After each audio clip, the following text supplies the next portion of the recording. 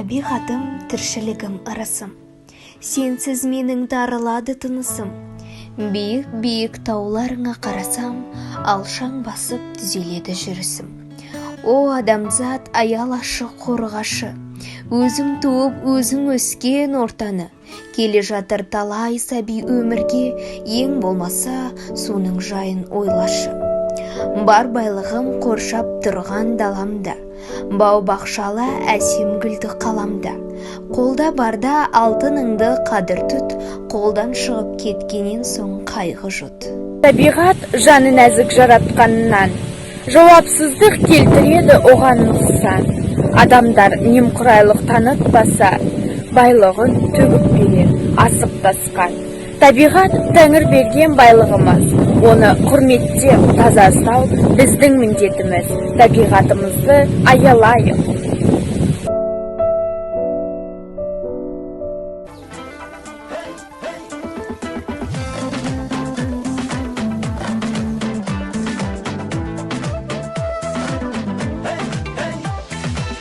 Таң атып күн батады, жүректі жырлатады, табиғаттың әні тамаша.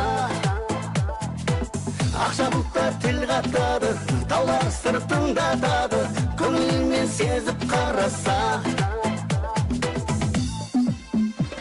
Жұмыстан аршаларым, таңданып тамсанамын, жұпар аңқыған балдай. Тәтті таң самалын әндетіп қарсы аламын, табиғатым менің шынымен де керемет қандай. Жайнаған жазық, көктемнің еркен назы, күздің қоңыр сазы ғажап. Жапалақта бақтар, қыстың гүлін қаққан, жаныңа сыйлайды ләззат.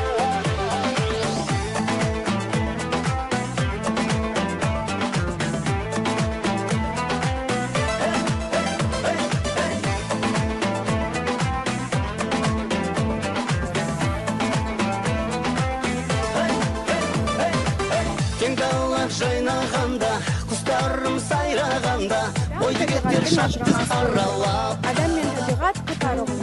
Адамсыз табиғат, табиғатсыз адам өмір сүру мүмкін емес. Адам табиғатты қасиет тұтуы керек. Табиғат тіршіліктің құт берекесі. Табиғатты қорғау міндетіміз. Қазіргі кезде экология мәселесі нашарлап кетті.